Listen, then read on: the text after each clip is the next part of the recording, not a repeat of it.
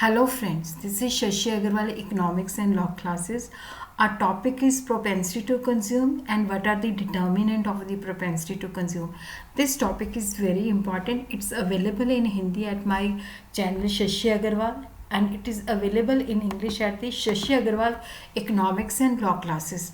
I welcome you all for the channel Shashi Agarwal Economics and Law classes, and this topic is very important for the students of the macroeconomics, students of the business economics part 2 for BBA, and also this topic is very important for the student of principles of economics, and this topic is also very important for the NET students.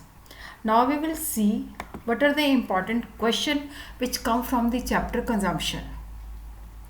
Earlier we have done what is consumption function, explain linear and non-linear consumption function, explain the concept of the average propensity to consume and marginal propensity to consume, and what is the relationship between them. Today we are going to do this. This is a very important question. Explain the concept of propensity to consume, what are their features, and what are the various subjective and objective factors which determine it. Or we could say it, what do you mean by the propensity to consume? What are the determinants of the consumption function? What are the factors which influence the propensity to consume? This question is very, very important. Now we will understand what is the meaning of consumption function. We have dealt this topic, we have already done this topic in a very detail in my previous video. According to Keynes, consumption is a function of income. Consumption depends upon income. So consumption is the amount of money that people spend out of the national income on the purchase of goods and services for the direct satisfaction of their want is called the aggregate consumption. So income is equal to consumption plus investment, because according to Keynes, the aggregate demand has two components. One is consumption and the second is investment. So what is propensity to consume? Refers to the schedule that shows the relationship between the different levels of consumption at the different levels of income. If this much is the level of income, how much consumption is there? So propensity to consume refers to the schedule which shows the relationship between the different levels of consumption and different levels of the income. And consumption is a function of income. It means consumption depends upon the income. So this is the propensity to consume, because here the information is given in the tabular form. It is given in the form of schedule. So here this is the various levels of income and this is the various levels of consumption, and this is the at the different levels of income, what is the amount of saving. So here we see as the consumption, as the income is 0, but still we are consuming rupees 10. So saving is negative. It means when we are having the income 0, still we are consuming. This is the autonomous consumption. Autonomous consumption which is not dependent upon the income. In the short run, if we are having 0 income, still we are consuming something. It means we are using the past saving.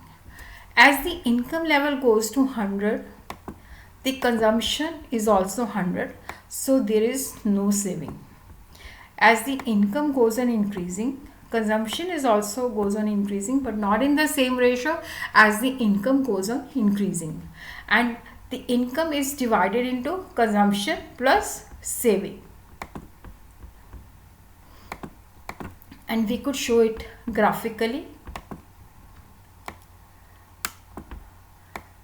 On the o-axis we take the income. This is the aggregate supply which is makes 45-degree angle. So this is aggregate supply. This is the consumption which does not start from the origin. So here we will make this. Here the saving is negative. When it cuts at this point, here the income is equal to consumption. After that, when the income goes on increasing, saving also goes on increasing. When the consumption, it is a linear function, because as the income goes on increasing, consumption also goes on increasing, but consumption lies below the aggregate supply. When the consumption is here, this part is consumption is more than the income. After this, as the income goes on increasing, consumption lies below it, because in the ratio the income increases, consumption increase, but not in the same ratio. So this is the formal explanation. CC curve is the aggregate consumption expenditure. SS curve is the saving curve. Consumption curve has a constant slope. It shows different levels of income, and propensity to consume is constant. CC curve does not start from the zero, because when we have zero income, still we are consuming something. That is called autonomous consumption. We are using the past saving. CC curve, it goes like this, from left to right, and it is intersecting at this point. It means consumption and the income is equal. After that, consumption expenditure below the aggregate supply, which means consumption expenditure is increasing, but that is less than the income. What are the technical attribute of the propensity to consume? Propensity to consume is of two types: average propensity to consume, which establishes the relationship between the consumption and the income. It is the ratio of consumption expenditure to any particular level of income, and the average propensity to consume can be calculated consumption divided by income. If we are having the income 70, consumption is 70. 70 divided by 100, it means 0.7. Marginal propensity to consume means the ratio of change in consumption due to the change in income, delta C divided by delta Y. If income is 100, consumption is 70, then income rises to 200. So there is a change in income, that is 100. 200 minus 100. And what is the change in consumption? 130 minus 70, that is the 60. So here the MPC is 60 divided by 100, that is the change in consumption divided by the change in income, which comes around 0.6.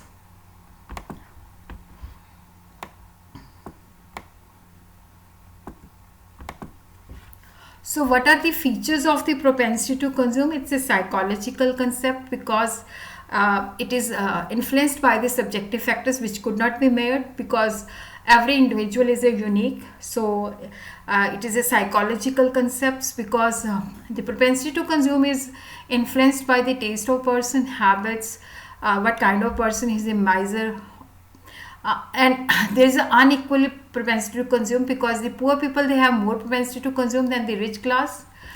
And income and employment also depends upon the propensity to consume, because when the propensity to consume is more, so there will be more demand and there will be more income and employment, and vice versa. In the short run, the consumption is equal to the autonomous consumption, which means when there is zero income, still we are consuming something, plus BYB is MPC, marginal propensity to consume, that is the change in consumption divided by change in income. In the long run consumption function, there is no autonomous consumption. It is equal to BY. If there is income, then there will be consumption. So what are the determinants? What are the factors which influence the propensity to consume, which influence the consumption function? Subjective factors which relate to the psychological characteristics of the human nature, and social practices and institutions. These factors determine the position and slope of the consumption curve. Objective factors are those factors which have an impact on the changes in consumption curve. We may have a consumption curve which may move upward or which may move downward. First, we will do the subjective factors. Individual factors. Farsightedness. Farsightedness means when we think about the future. We always think about the future. Future is uncertain, so people save for future. Economic independence means when we want to be financially independent, we don't want to be dependent on others, so we save more and consume less. Enlarged income in future. For investing, saving and earning more wealth. Here we are consuming less and saving. Our focus is on having more saving, so that we could, by investing our saving, we could earn and generate more wealth.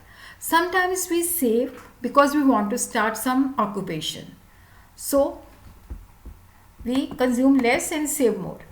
And bequeathing a fortune, sometimes we save for our children and generations. We could leave huge wealth for our future generation. Sometimes due to miserliness, we spend less and save more.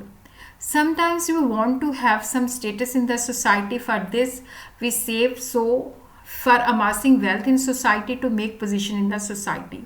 And sometimes we save to meet the emergencies in the future.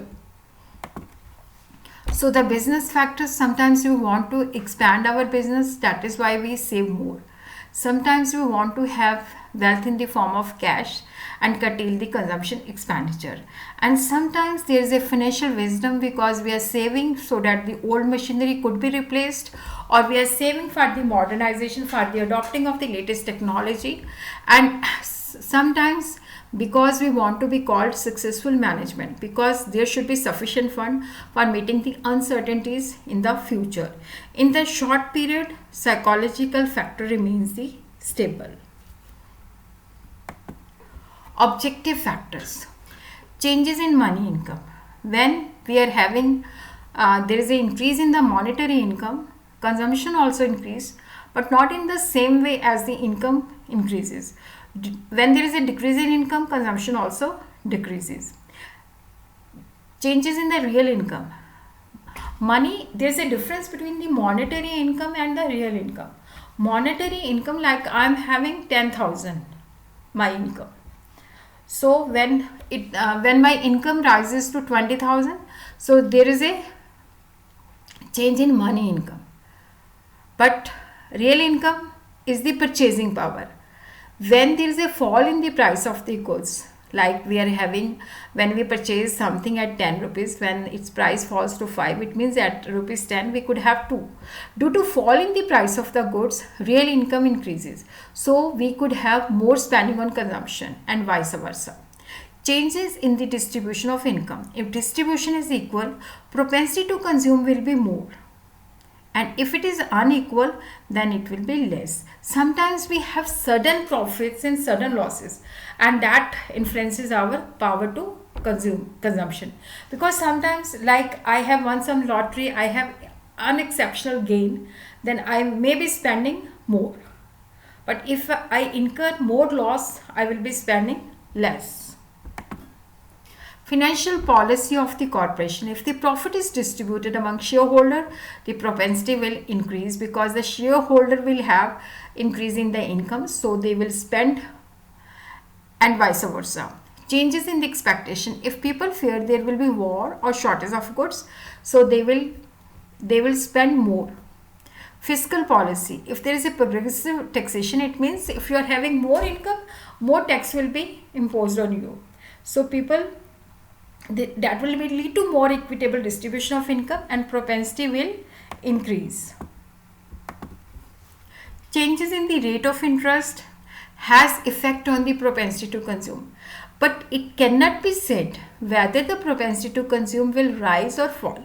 It may induce people to save more when there is an increase in the interest. It may motivate the people to spend more if there is a fall of interest. It is also possible that those who want a fixed income by way of interest may save more and consume less when the rate of interest is low. Consume more when the rate of interest is high. We cannot predict this, but this is sure that the changes in the rate of interest has influence on the propensity to consume. Wage cut has adverse effect on the propensity to consume according to Keynes. Classical economy says by reducing the wages of the laborer, we could increase the employment, because when there is a decrease in the wages, the employer will demand more labor, and this will enhance the full employment level. But Keynes said when there is a wage cut, it has adverse effect on the propensity to consume, because the people will be having less income, they will be spending less, and that will give rise to unemployment. Social security and the life insurance. As people contribute a part of their income towards the provident fund, because we always think about our future, we are always worried what we will do when we get old or when we retire something. So we have the habit of contributing a part of their income towards the provident fund or life insurance. So propensity to consume falls. Sometimes some people, they have the attraction for the new products, or they want to show it off, so they purchase more things.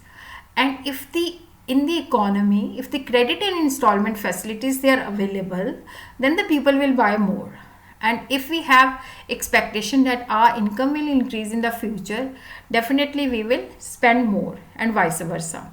In the case of liquid asset, the propensity to consume will also increase. And if the goods they are available very easily, then the propensity to consume will be more. If we are having means of transport developed, we could go to other cities very easily, then we could also spend more. If there is a change in fashion and taste, that is also influencing the propensity to consume. If there is a change in population, if the population goes on increasing, the propensity to consume will also go on increasing. If there is a stable income, then the propensity to consume will be more, rather the person who is having variable income which fluctuates. So as we see, propensity to consume leads to more income and more employment. So there is a need to raise the propensity to consume. So there is a need to do the redistribution of the income, because the propensity of poor class is more than that of the rich class, because the rich class is having everything. So when there is an increase in the income, they spend less, but the poor class they have less things. So when they have income, then they spend more. If the income is redistributed in a manner that some part of the income of rich is transferred to the poor, the marginal propensity to consume will rise. Or social security, if the government or any other social institution provide them with unemployment allowance or old age pension or social insurance facility, their marginal propensity will increase, because we are always worried about our retirement. We are always worried about when we will get old, how we are going to have the income. But if that part is taken care by the government, then the marginal propensity to consume will increase. If the people they have access to the credit facilities, then the consumption will be more. Even by adopting the appropriate wage policy, the propensity to consume could be raised. But in the short run, people have these stable habits. So if there is a income, then they are not going to change their consumption pattern in the short run, but it will certainly in the long run. So when there is an increase in the population, definitely propensity to consume will be more. Demonstration effect means sometimes we buy things to show people that we are wealthy. So if a demonstration effect is more, then the people will buy more. And the persons who are living in the urban area, they have propensity to consume more than the person who are living in the rural areas. If the advertisement is more, then the advertisement will inform the people, and so they will have the allurement to purchase, and the propensity to consume will be more. Even the means of transport, if we are having the transport means very developed and they are connected, cities they are connected to each other, so the chances of propensity to consume will be more. So this theory is criticized by Hazlitt. He said that there is no proper use of the word propensity. Propensity means tendency, but according to Keynes, it is a given part of the income. It does not mean the entire income or expenditure out of a given income, because when we spend, we also spend on the consumption. We also spend on the capital goods. So consumption does not include the capital goods. And it is simply true, nothing is new. Poor people, they have more propensity to consume more than the rich. This fact is known to everyone, so there is nothing new. And this is also based on unrealistic assumption, because when there is an increase in the income, there are certain situations like in 1944-55 in America, despite increase in income, there was decrease in saving instead of increase in saving. It is only applicable in the short period, and Hazlitt says it's a vague concept which is not very clear. So how we are going to conclude this? Modern economists acknowledge that the concept of consumption function is the most important parameter of Keynesian economics. Through this concept, Keynes has highlighted the reality that the consumption expenditure does not increase in the same proportion as the income does. So that is why when we are having more income but we are consuming lesser than the income, not in the same ratio, then there is a fall in the effective demand. So deficiency is the main reason of unemployment in the economy. To restore the situation of full employment, we have to raise the propensity to consume.